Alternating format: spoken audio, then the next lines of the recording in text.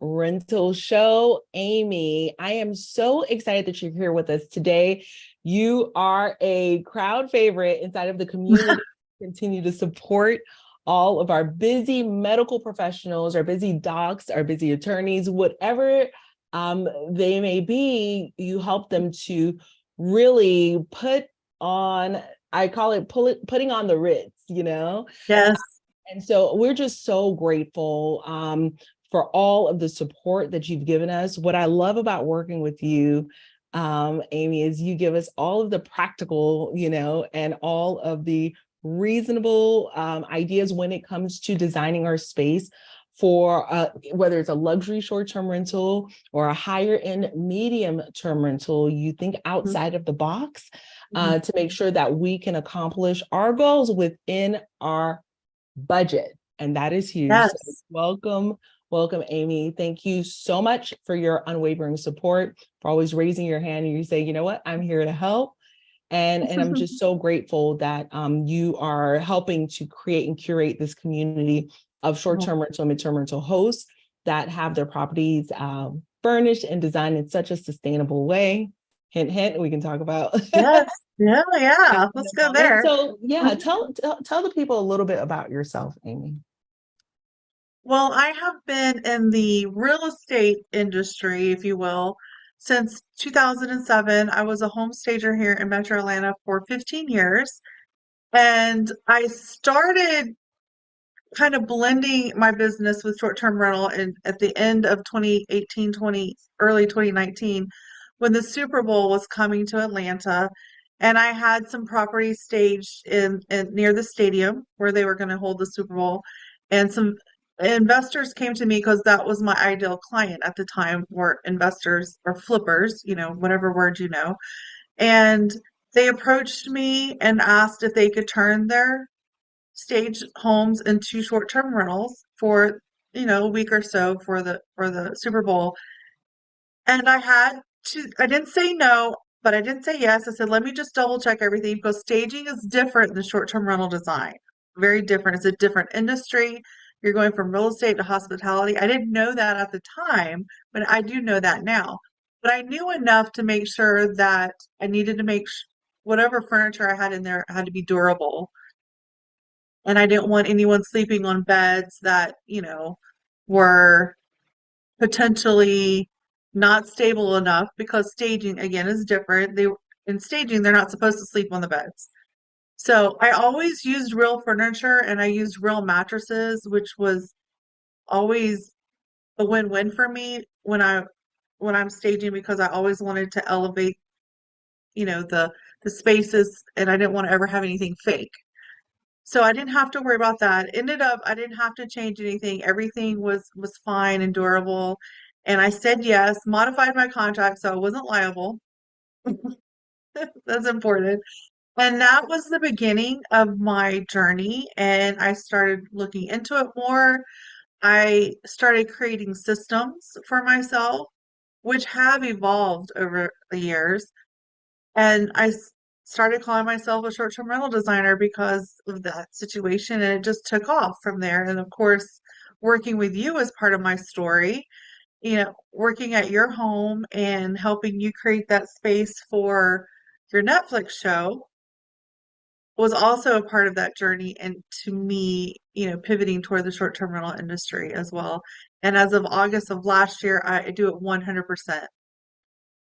So, I and love you are a that. big part of that for sure. Oh, no, I love that because one thing, Amy, that we have found a couple of, I would call it points of constraint, are actually finding designers that understand, number one, the difference between staging a home versus designing a home for a primary residence versus a short-term Yes. rental, mid-term rental. So that's not easy to find. And then finding one that understands what profitability looks like, where should we be investing the dollars versus where, well, not necessarily needed, right? And so those Right. are some of the things that you have helped our community navigate, and I absolutely love that. So we've already hinted at midterm rentals. Yes, Can we talk about that a little bit? Could you elaborate a little absolutely. bit on what are some of the most important considerations when creating a midterm rental space that is well designed? And I know Mhm, you and I, we love the sustainability aspect of mhm, it mhm. and in our Yes, hosting as well as in our design. right. Yeah, could you speak to that, please?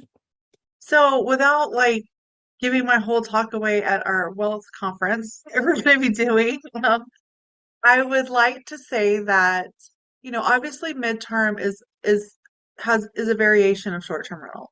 It's not the same, it's not completely different. What I see as what makes it more unique is you're going to make it more comfortable. You're going to make it more homey. You're going to make it so that people want to stay there for more than a month, obviously. And you're going to put elements in there that are going to attract them to feel like they have those comforts that they would like if it was their home.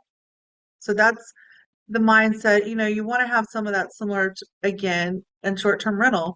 But short-term rental, you're attracting an audience that is going to be there for a shorter period of time. They're going to probably be looking at spaces that are unique, even have some glam, have some kind of wow factor, Instagrammable aspect as well.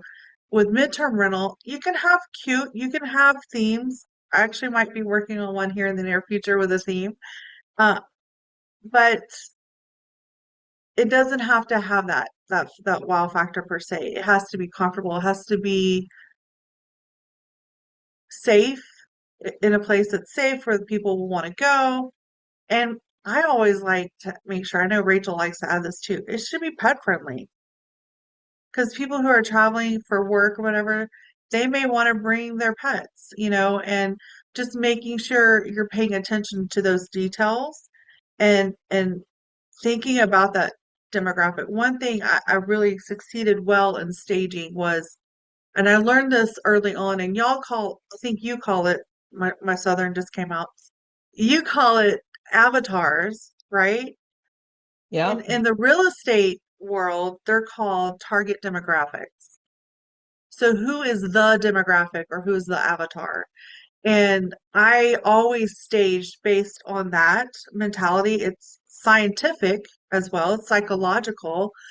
And I think that's what set me apart is I was always thinking about who's the audience.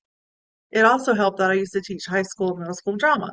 So I'm always thinking, who is the audience? How are we going to adapt this property to fit to engage them, but also broad enough that if maybe, there's always outliers, right? Broad enough that if it's an outlier, they're still going to be wanting to participate in that property in some capacity, right? As a guest.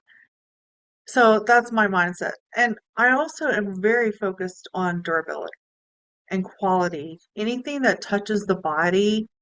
I love working with Host GPO. My favorite product through them is their standard textile products for bedding and for towels and stuff.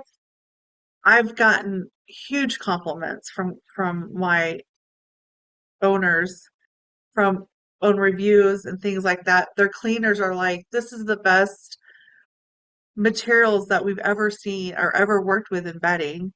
And I've had extensive conversations. I don't just pick the stuff. I have conversations with, I actually call Standard Textile and say, why should I use your product? What makes your product better than Amazon, sheets off online? They're commercial quality. They can take commercial cleaning. Like if you have your cleaners take the bedding off site for cleaning, it can work really good for commercial cleaning, which means they're a very dense product. They're going to take a lot of wear and tear, and the cleanliness is going to show through. They're going to stay clean or looking clean longer. So Yeah. you have that. I might have digressed a little bit, but I think No, those no, things are no. I very love the important in midterm. conversation because also, you can we don't typically wash our bed sheets every 2 or 3 days, right, at home. So you do But you with the will. short-term rental, Yeah. and so it's a different story with just that constant cleaning, and it starts to kind of peel sometimes. And although Yeah. it may be a 5-star review product, say on Amazon, well, Yeah. that's typically people who are just using it for their own residential needs, and they're not going Exactly. to be taking a beating like, Exactly. frequency. For So you're sure. absolutely right. It's definitely a different ball game. Yes. And durability. You Yes. know, should be the standard for both of those, STR and MTR.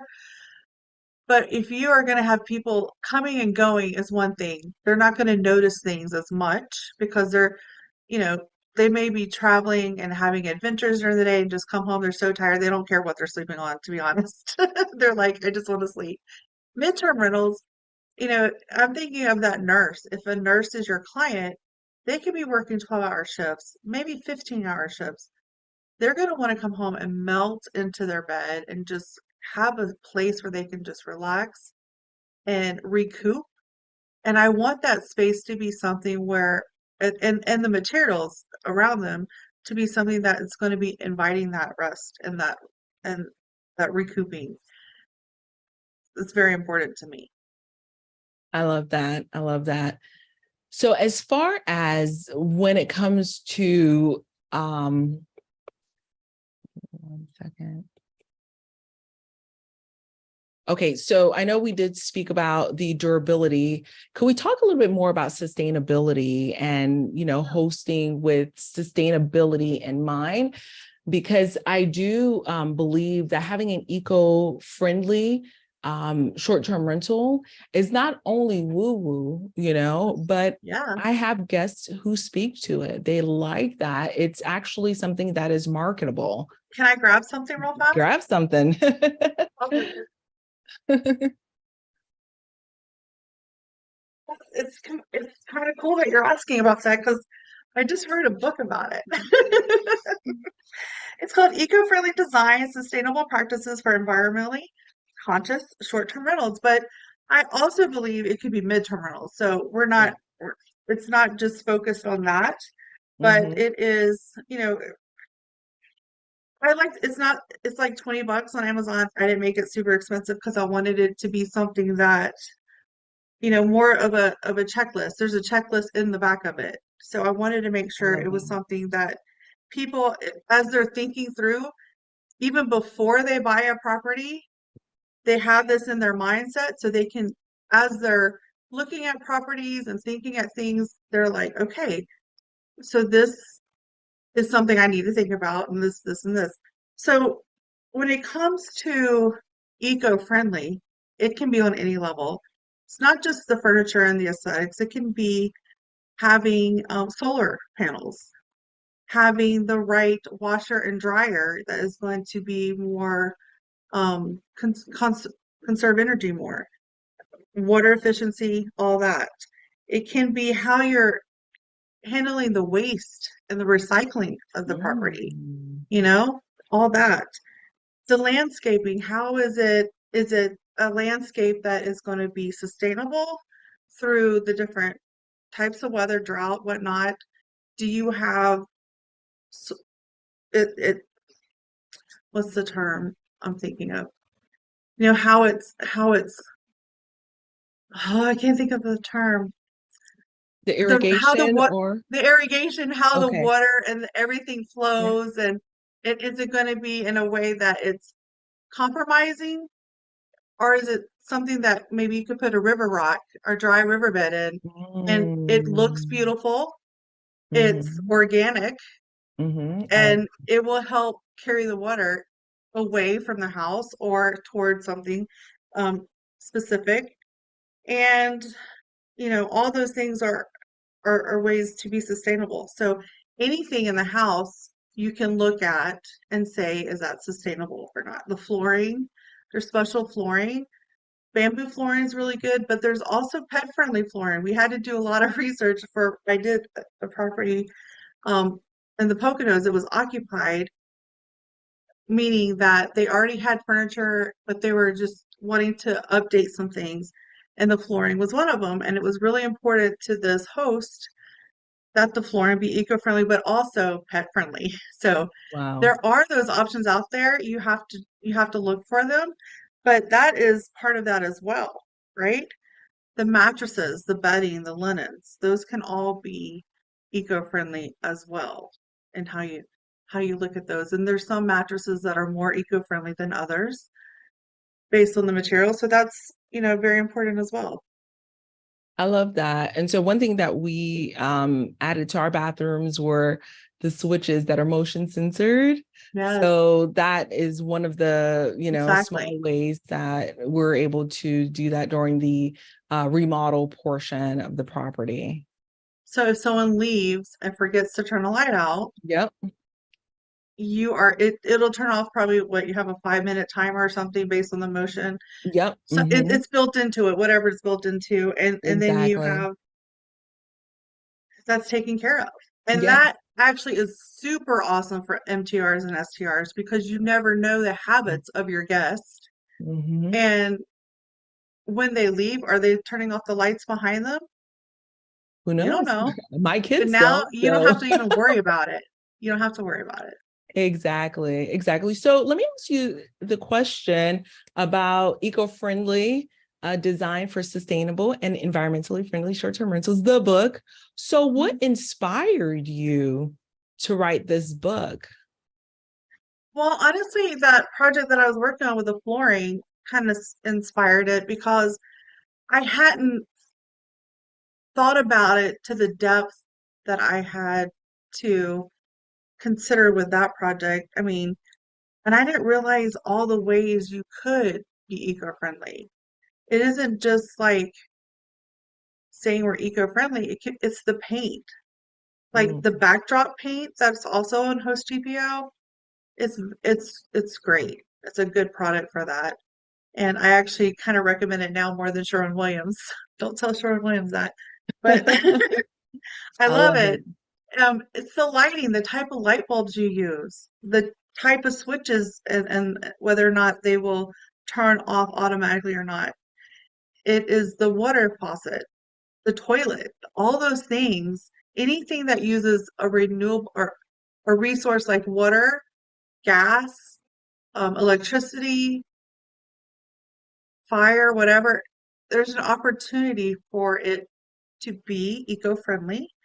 And then there's the items that are not those things, like furniture, art, all those things that you can use products that are already existing. Like, I don't encourage Goodwill necessarily, but there are things like dressers and side tables that if you Yeah. wanted to paint and it matches your aesthetic, you can repurpose those things. You can repurpose a bench. You can add fabric to different things and make them usable. So, and we call that, back in like high school, it's like, or middle school, whatever, it's renew, reuse, and recycle, right? So Mhm. you're reusing an item, you're Yeah. like upcycling it. That's another, Yeah. word.